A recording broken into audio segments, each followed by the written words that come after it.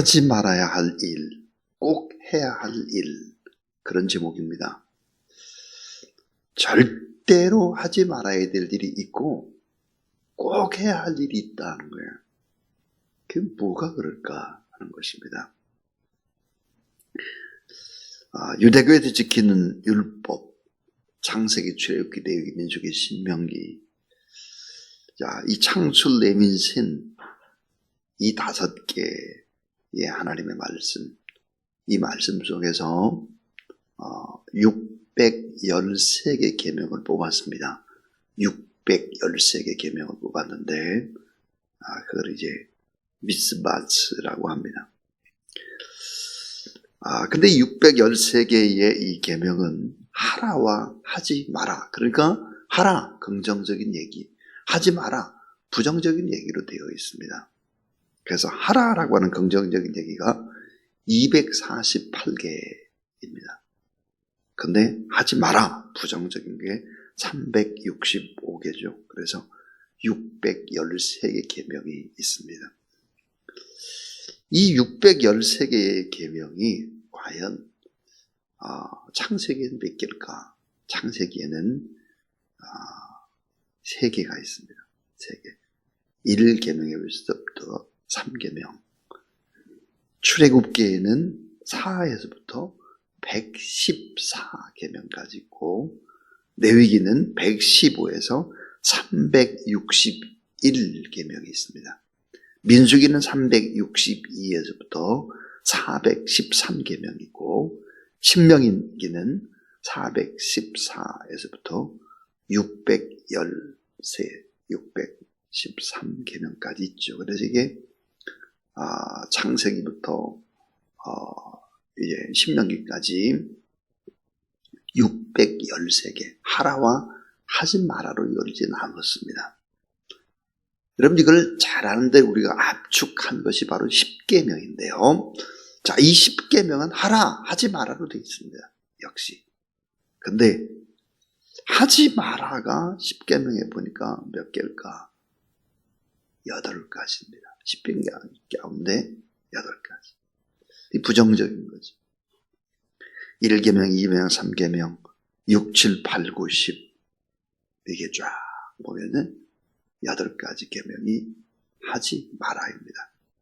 그럼 하라라는 2가지 계명은 뭘까? 하라, 안식일을 기억하여 거룩하게 지키라, 이거 하나고, 내 부모를 공경하라, 이렇게 되어 있습니다.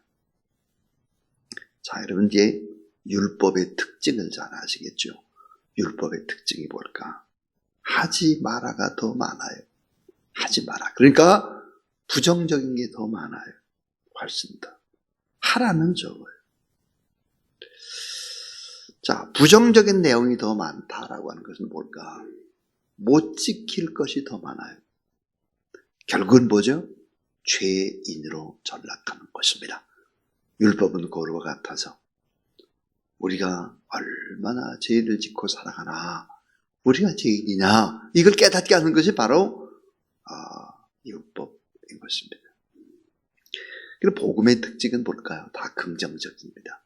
부정적인 내용이 없죠. 다 이 복음은 긍정적이에요. 그 예수님께서 하셨던 얘기, 새 계명을 주노니 서로 사랑하라, 복음을 증거하라, 내 증인이 되라, 섬김 받는 것보다 섬기는 자가 되라, 나를 믿으라, 나를 따르라, 이렇게 돼 있어야 다. 나쁜 얘기, 부정적인 얘기, 그런 얘기가 아니란 말이에요. 여러분, 언제나 이 교회는 복음적인 교회여야 합니다.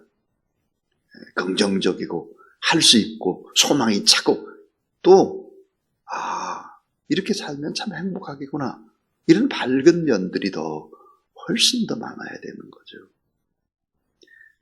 우리나라도 마찬가지죠. 자꾸 법하고 법을 만들고 따지고 이러면 으시시해지는 거예요. 자유함이 없어요. 네, 구속하죠, 자꾸만. 근데 오늘 말씀해 보니까 뭐가 있을까? 절대로 하지 말아야 될 일이 있다는 거예요. 절대로는 해서는 안 되는 일이 3가지. 꼭 해야 할 일이 3가지가 있습니다. 자, 한번 생각해 보죠. 자, 이제 꼭 해야 할 일 3가지. 우리가 꼭 이건 좀 지켜야 된다. 그게 뭘까 하는 거예요. 그게 이제 첫 번째가 뭘까? 보증을 서지 말아라 하는 거예요. 보증 서지 말아라 그랬어요. 우리 16절을 보면 타인로여 보증선자의 옷을 취하라. 외인들을 위하여 보증선자는 그의 몸을 볼모로 잡을지니라 그랬습니다. 보증 서지 말아라 하는 거예요. 자, 성경은 더 나가서 보증 서지 말라. 더 나가서 뭐라고 얘기할까? 복음적으로 얘기하면 뭐라고 얘기하냐? 보증 서지 말고 그냥 줘라. 그냥 주라는 거예요. 왜냐하면 우리가 다 크게 보면 다 형제고 자매고 다 한 아버지에 있는 가족들이다. 그러니까 대가를 바라지 말고 그냥 베풀어 줘라. 할 수 있다면 너무 아끼지 말고 좀 주어라. 베풀어 줘라. 그래서 여러분 구제라고 하는 것이 무엇입니까?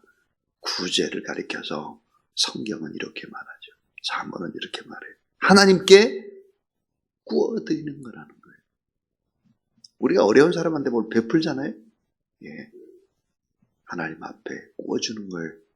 근데 성경에 보니까 하나님 앞에 구워주는 것 같아요. 우리한테 돌아오는 이자가 너무 많대요. 붙는 게 많아요. 사람들에게 이자를 받거나 금품을 요구하지 말아라. 그래서 결국은 보증은 쓰지 말고 할 수 있는 한, 내가 도울 수 있는 한 도와줘라. 너무 매몰차게 그렇게 하지 말아라 하는 것입니다. 그게 첫 번째가 보증 서지 말아라 하는 거예요. 자, 두 번째예요. 정말 하지 말아야 될 일이 뭘까? 부모를 저주하지 말아라 하는 거예요. 부모를 저주하지 말아라.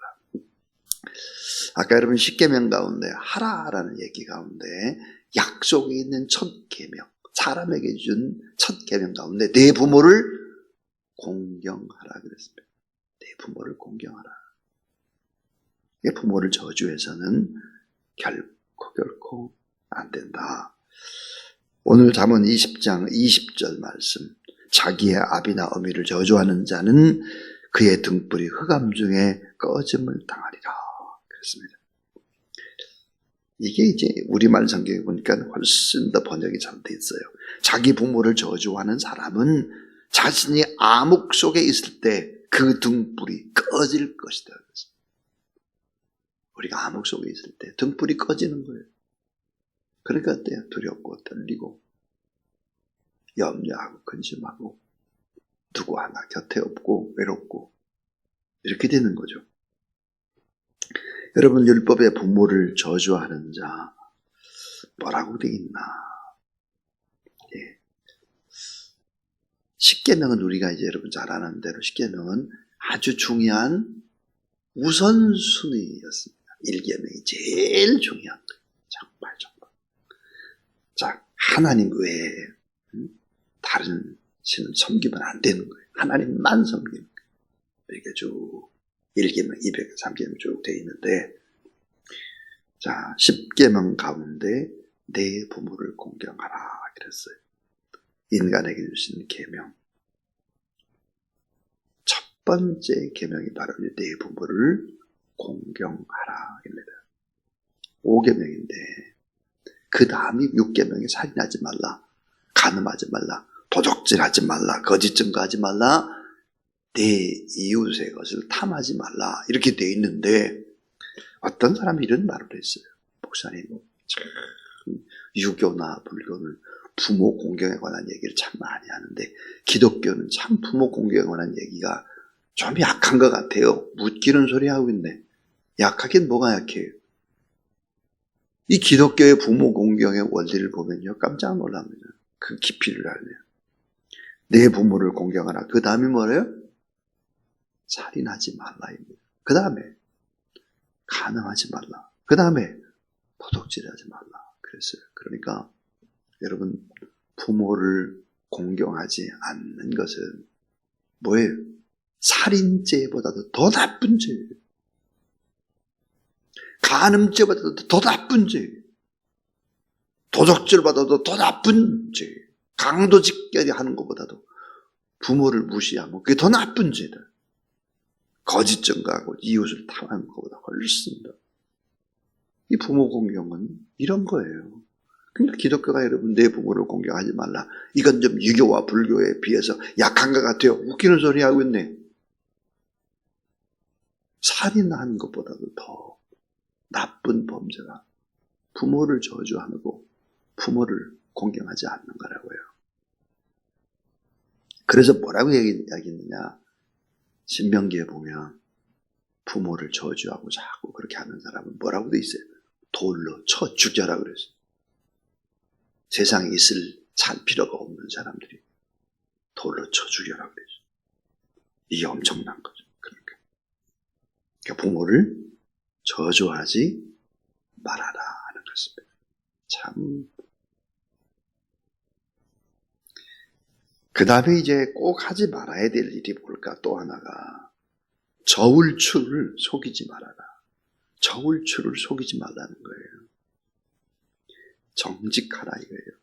도적질하지 말라. 이웃것 탐하지 말라. 10계명이 어때요? 8계명. 그 다음 9계명, 10계명에 해당하는 게 이게 저울추를 속이는 거예요. 자, 우리 23절 말씀이에요. 한번 같이 읽어봐요. 23절 시작. 한결같이 아는 저울추는 여호와께서 미워하는 것이요 속이는 저울은 좋지 못한 것이니라. 저울추를 속이지 말라 이거예요. 여러분 정직이라고 하는 것은 모든 영역에 해당하는 것입니다. 정직은. 그래서 자신의 이익을 위해서 타인을 희생시키거나 자신의 이익을 위해서 타인을 속이지 말아야 된다. 왜 그럴까? 하나님은 다 어제 그랬죠? 눈도 귀도 다 만드신 분이다. 그분은 공의의 하나님이시다. 우리의 숨은 마음과 우리의 의도를 다 파악하고 있다. 우리의 가는 길을 다 계획하고 계신 분이시다. 그러니까 도적질, 이웃것을 탐하는 이 저울추를 속이지 말아라. 부모를 저주하지 말아라. 보증 서지 말아라. 좀 주어라. 베풀고 나누고 너무 인색하게 하지 말아라. 나와 내 가족 그 범위에서는 갇히지 말아라. 하나님 앞에 돈 구워주는 거다 그거. 그렇게 말했습니다. 그 다음에 이제 꼭 해야 할 일이 세 가지예요. 오늘 본문의 말씀 보니까 우리가 꼭 해야 될, 절대로 해야 될 게 뭘까? 세 가지. 늘 반복하는 얘기죠. 그 첫 번째가 뭘까? 지혜롭게 말하라. 지혜롭게 말하라. 자, 15절에 보세요. 오늘 요절이라고 우리가 이제 얘기했잖아요. 세상에 금도 있고 진주도 많거니와 지혜로운 입술이 더욱 귀한 보배니라. 지혜로운 입술, 금보다도 더 귀해요. 은보다도 진주보다도 더 귀한 거죠. 여러분 경우에 합당한 좋은 말, 지혜로운 말은 뭐예요? 값으로 따질 수 없어요. 그 값이 얼마라고 얘기했나 성경에 보니까 은쟁반의 금사과라 그랬어요. 은쟁반의 금사과. 그러니까 여러분 이 지혜롭게 말을 하는 것, 이 지혜로운 입술, 금보다 진주보다 귀한 보배가 된다. 그래서 오늘 이 본문에 보니까 19절에 보니까 험담을 하거나 남의 비밀을 누설하지 말아라 이거예요. 자꾸 남의 험담이나 비밀을 이렇게 누설하는 것은 잠언에 보니까 별식과 같대요. 별식. 맛있는 간식과 같대. 예. 여자분들이 훨씬 더 많이 하는 것 같아요. 험담과 남의 비밀 누설. 예. 저를 못 찾아보는 사람은 다 그런 사람이 보니까. 험담과 남의 비밀 누설하지 말아라. 20절에 보니까 저주의 말을 하지 말고 22절에 보니까 악한 말 하지 말라는 거예요. 그러니까 지혜롭게 말해야 된다. 우리나라 속담에 여러분 말 한마디가 천냥빚을 갚는다 그래요. 참 우리는 많은 것을 기억하는 게 아니에요. 많은 말을 기억하지 않아요. 어떤 한 말이 내게 정말 힘이 되고 얼마나 힘이 되는지 몰라요. 그 말을 생각하면. 근데 어떤 한마디의 말이 나를 자꾸 앞으로 나가게 해야 되는데 멈칫하게 만들어요. 그렇게 해서는 안 된다. 지혜롭게 말을 해야 한다. 너무 중요한 얘기. 그 다음 두 번째는 경영자의 지혜를 가지라 그랬습니다. 경영자의 지혜를 가지라 그랬는데, 자 18절에 보니까 경영은 의논함으로 성취하나니 지략을 베풀고 전쟁할지니라 그랬습니다. 우리말 성경이 이렇게 되어 있어요. 계획이 있어야 목표를 달성한다. 전쟁은 전략을 세워놓고 하는 것이다. 그러니까 경영자의 지혜를 가지라는 것입니다. 이 경영자의 지혜가 뭘까? 사람들의 뜻을 모으는 거예요. 사람들의 뜻을 모아가지고 거기에 뭐예요? 공통분모를 찾아내는 것입니다. 자, 사람들의 뜻, 그래서 공통분모를 파악하라. 위기 때 어떻게 할 것인지 전략을 미리 세워라. 전쟁을 할 때 전략을 세우고 전쟁을 해야 되지 않겠느냐. 그러니까 늘 위기 때를 한번 생각해봐라. 그리고 공동체가 나가야 될 방향과 계획을 세워라 그랬습니다. 다 좋습니다. 이 얘기. 사람의 뜻, 공통분모를 파악하고 위기 때 어떻게 할지 지략을 먼저 세워놓고 공동체에 나갈 방향과 또 목적과 목표와 세부 계획을 세우고 다 좋습니다. 이거. 그러나 네 번째가 더 중요합니다. 그게 뭘까요? 참 경영자이신 하나님, 인도자요 섭리자이신 하나님, 그분께 기도하고 그분께 맡기는 것입니다. 자, 여러분 경영자의 지혜. 결국은 경영이라고 하는 것이 뭘까? 경영의 핵심이 뭘까요? 다 경영에서 남는 핵심이 뭘까? 철학이라고 합니다. 철학. 그게 무슨이야? 경영 철학이 뭐냐 이거지. 저는 종종 이런 생각을 합니다. 작은 중소기업을 잘하는 사람들, 중소기업. 이 중소기업의 사장님의 고통을 사원들이 알을까? 자기 집은 은행 담보로 맡겨놓고 사원들이 월급을 줘야 하는 이 중소기업의 사장님의 마음을 사원들은 알까? 모르죠. 참 이 작은 중소기업을 하는 분들을 이렇게 만나보면 정말 모든 분야에서 다 잘하는 것 같아요. 모든 분야. 우리나라는 특별히 그럼 살아나지를 못하는 것 같아요. 여기가 조금 빗나갔습니다. 경영자의 지혜를 가져라. 그런데 이 모든 경영자, 통치자, 사람이 계획할지라도 그 계획 걸음걸음 이끌고 이루어지는 분은 여호와 하나님, 경영자는 여호와 하나님이시다. 이거를 믿고 나가는 것입니다. 그게 뭐예요? 교회죠. 그것이 교인입니다. 경영자의 지혜를 가지라. 또 하나 꼭 해야 할 일, 마지막 세 번째는 통치자의 신실함을 배우라. 통치자의 신실함. 28절인데 왕은 인자와 진리를 스스로 보호하고 그 왕이 또 인자함으로 말미암아 견고하느니라 그랬습니다. 자, 통치자의 신실함을 배우라. 그러면서 이제 오늘 말씀을 보니까 악을 직접 갚지 말라는 거예요. 통치자는 악을 직접 갚지 말고 하나님께 맡기라. 하나님이 다 아시고 조율해 나가실 것이다. 그러니까 악을 직접 갚지 마라. 그리고 이제 신중한 판단을 하라. 뭐 이거예요? 서원을 함부로 하지 말고 서원한 것은 반드시 꼭 지켜야 된다. 하나님 앞에. 하나님 앞에 제가 이렇게 할게요.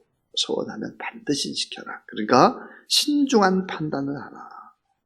그리고 통치자의 신실함이 뭘까? 오랫동안 기다려주는 것이다. 그랬습니다. 오랫동안 기다려야 된다. 자, 참고 기다려야 아름답고 변화된 모습들을 볼 수 있다. 하나님을 기대하고 하나님의 인도자다.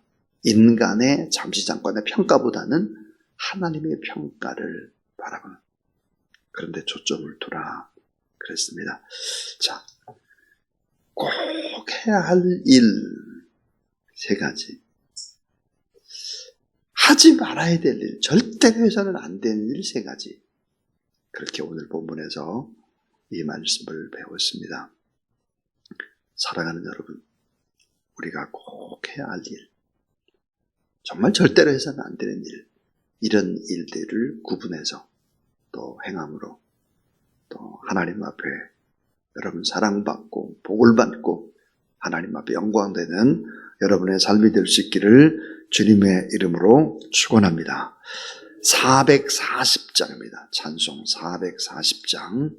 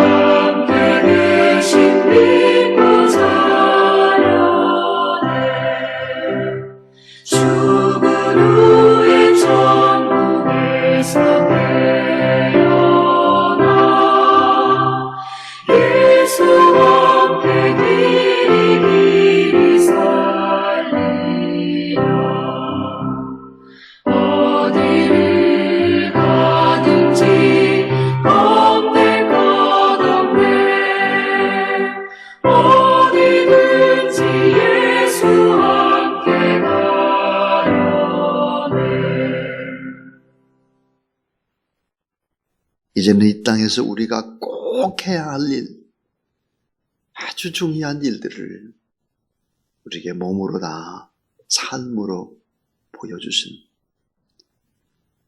우리 구주 예수 그리스도의 무한하신 은혜와 그 하나님의 놀라운 사랑하심과 늘 지혜와 능력으로 우리를 가르치시고 또 순간순간 판단력과 논리력과 추리력과 꼭 맞는 방법을 선택토록 우리에게 늘 말씀하시고 도와주시는 보혜사 성령 하나님의 역사가 이 새벽에도 하나님 전에 나와서 말씀을 받고 이 말씀의 진리대로 그대로 또 살아가고 이 말씀의 진리를 또 자녀들에게 주변의 사람들에게 전달하고 그래서 축복의 통로로 인생을 살기를 원하는 모든 종들 머리 위에 가정 가운데 하는 모든 일들 위에 또 주사랑교회 교우들 위해